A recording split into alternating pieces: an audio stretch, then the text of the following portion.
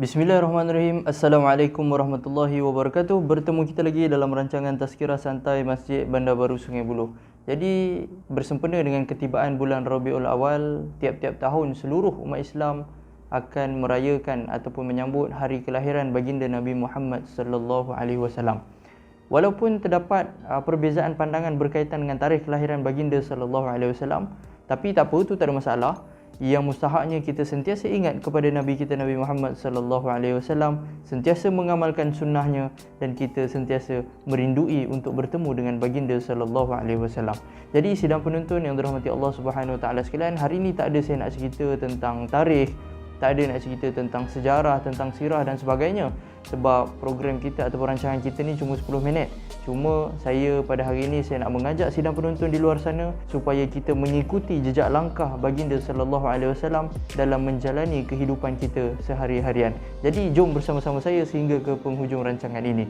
Cuma sebelum tu, jangan lupa tekan butang subscribe YouTube channel saya, Aziz Saim TV channel, like, share. Mudah-mudahan semua orang mendapat manfaat daripada ilmu Allah Subhanahu wa taala ini.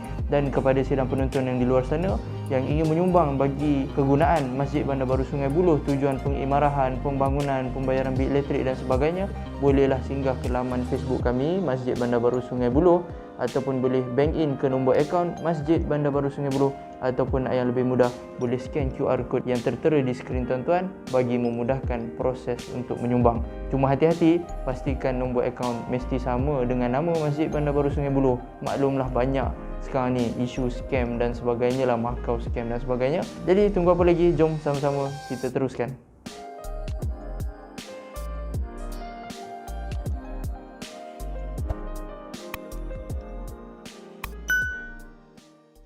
Sidang penonton yang dirahmati Allah Subhanahu wa taala sekalian, macam mana yang saya bagi tahu tadi, hari ini tak ada saya nak cerita tentang sirah, sejarah kelahiran baginda sallallahu alaihi wasallam. Mungkin ada slot selepas ni kita boleh buat yang bersiri kita cerita tentang sirah Nabi sallallahu alaihi wasallam, sebab itu memerlukan satu masa yang panjang. Cuma hari ini saya nak ajak sidang penonton di luar sana kita sama-sama ambil beberapa poin penting yang saya nak sampaikan kepada tuan-tuan dan puan-puan. Yang pertamanya adalah sebagai umat Nabi Muhammad sallallahu alaihi wasallam, maka wajib untuk kita menjadikan Nabi Muhammad sallallahu alaihi wasallam sebagai contoh tauladan, sebagai ikutan. Sebab apa? Tidak ada lagi manusia yang ada dalam dunia ni yang lebih mulia, yang lebih sempurna daripada baginda Nabi Muhammad sallallahu alaihi wasallam. Dan Allah Taala mengutuskan baginda sallallahu alaihi wasallam untuk menunjukkan kepada kita cara hidup beragama, hidup dengan akidah yang betul, hidup dengan syariat yang benar, dan hidup berakhlakkan dengan Al-Quran. Sebab itulah tidak ada lagi mana-mana manusia yang layak untuk kita jadikan pedoman, kita jadikan ikutan melebihi lagi daripada Nabi kita Nabi Muhammad sallallahu alaihi wasallam. Kalaulah ada mana-mana manusia, mana-mana orang yang kita nak ikut, yang kita nak contohi, yang kita nak jadikan tauladan, maka yang pertama sekali mesti kita ambil Nabi sallallahu alaihi wasallam, kemudian barulah kita ambil orang lain yang mustahaknya dia tidak bercanggah dengan tuntutan agama. Dalam Quran Allah Subhanahu wa taala berfirman dalam surah Al-Ahzab ayat yang ke-21, laqad kana lakum fi rasulillahi uswatun hasanah. Sesungguhnya telah kami jadikan pada diri Rasulullah sallallahu alaihi wasallam uswatun hasanah, contoh yang terbaik. Untuk siapa? Liman kana yarjullaha wal yawmal akhir, untuk mereka yang mengharapkan keredaan Allah Subhanahu wa taala dan mengharapkan balasan baik di akhirat nanti.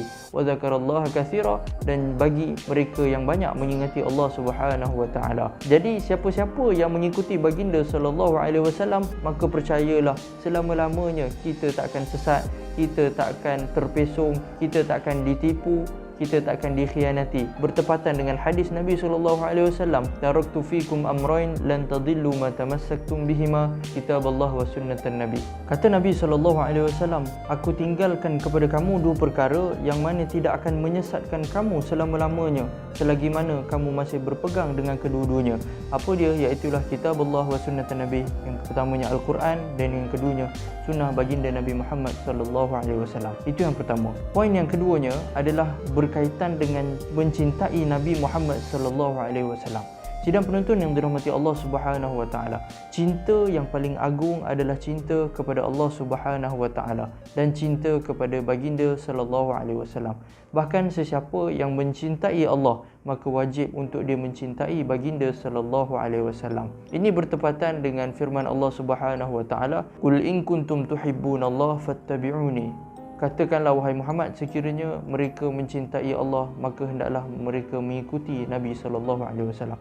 Ini bermakna cintakan Nabi bukanlah satu cinta yang kecil, bukan cinta yang main-main, tapi ia berkaitan dengan soal keimanan. Mana-mana orang yang beriman pasti dalam jiwa dia akan sentiasa rindu dan kasih kepada baginda Rasulullah sallallahu alaihi wasallam. Rindu dan kasih untuk mengenali batang tubuh baginda sallallahu alaihi wasallam. Rindu dan kasih untuk berjumpa dengan Nabi Muhammad sallallahu alaihi wasallam.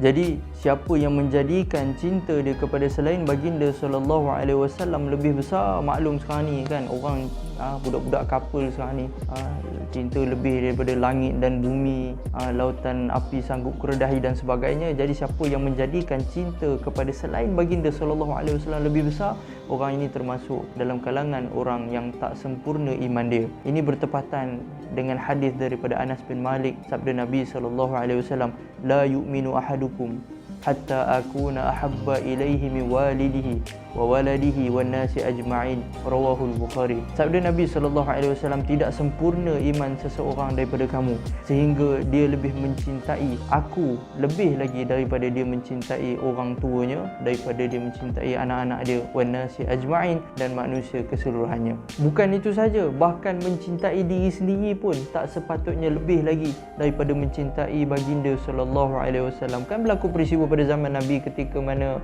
satu hari Saidina Umar dengan para sahabat berjalan dengan Nabi sallallahu alaihi wasallam.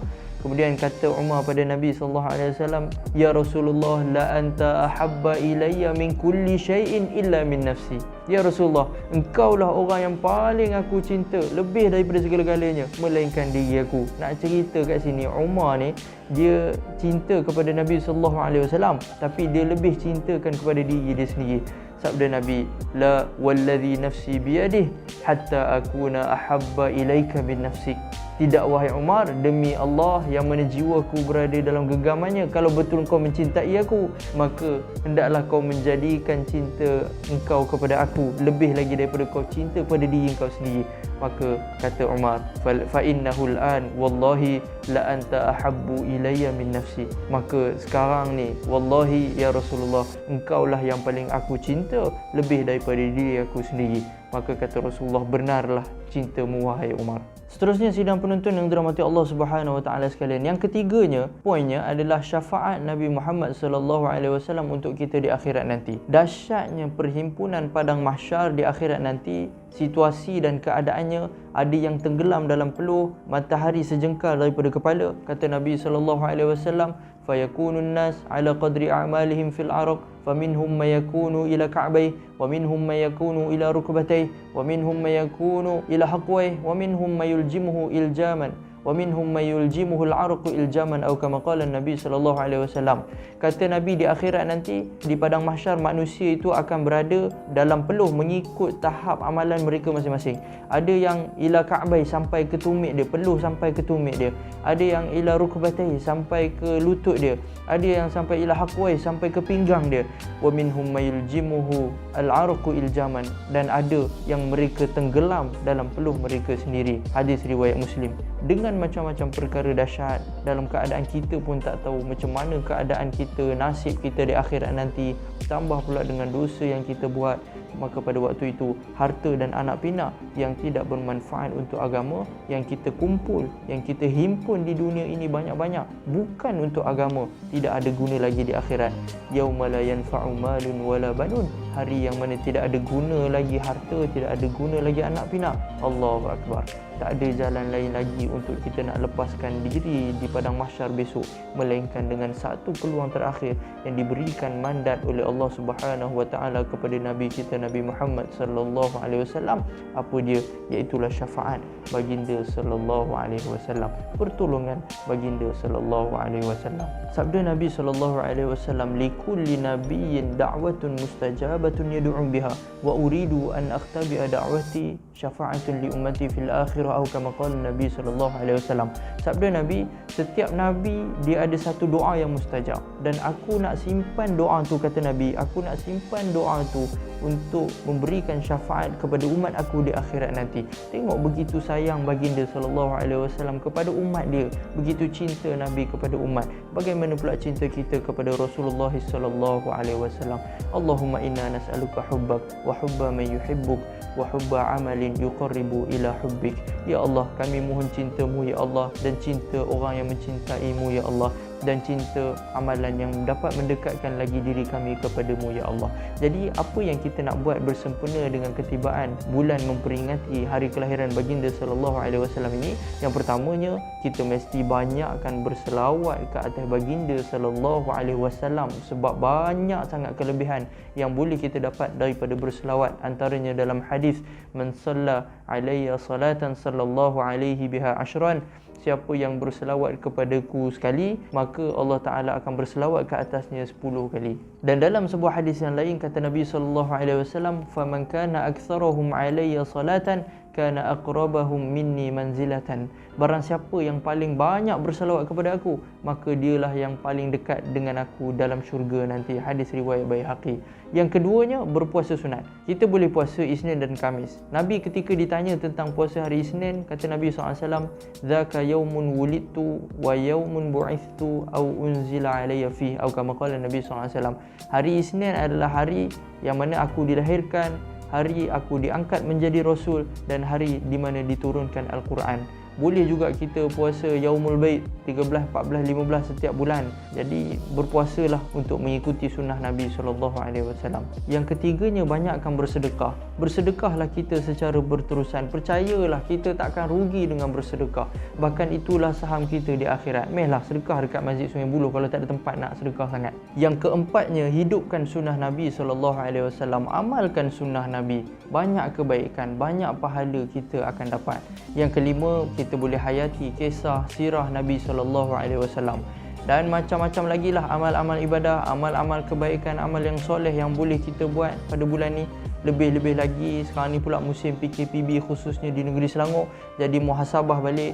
Jadi kita hayati semula, kita perbaharui, kita kuatkan lagi cinta kita kepada Nabi Muhammad sallallahu alaihi wasallam. Jadi sidang penonton yang dirahmati Allah Subhanahu wa taala sekalian, cukup sekadar itu pertemuan kita pada kali ini. Jadi jumpa kita lagi pada pertemuan yang akan datang. Mudah-mudahan kita semua mendapat manfaatnya. Bersyukurlah kita menjadi umat Nabi sallallahu alaihi wasallam. Ingat 3 poin yang saya sebut tadi. Pertamanya, jadikan Nabi sallallahu alaihi wasallam sebagai contoh tauladan.